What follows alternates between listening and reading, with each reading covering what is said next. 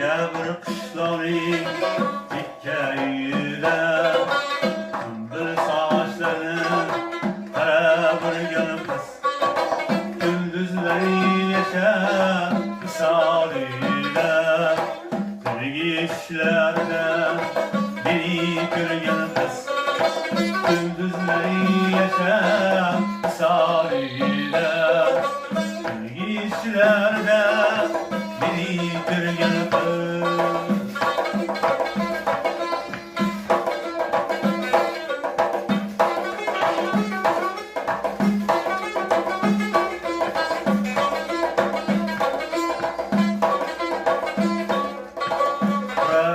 Gözlerin, hayatların, gözün hayallerden kalırsan yetersen.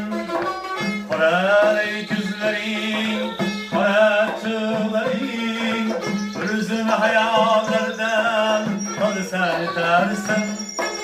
Seni ushalıya koymaydı benim, yanginen başlanıp peyge gidersen.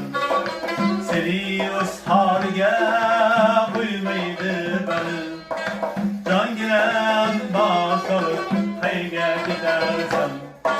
Tekke bir kışlanın, tekke yüler, sümbül saçlarının kara bulgan kız, gündüzleri yaşam salıyla, dirgişlerde biri görgen kız.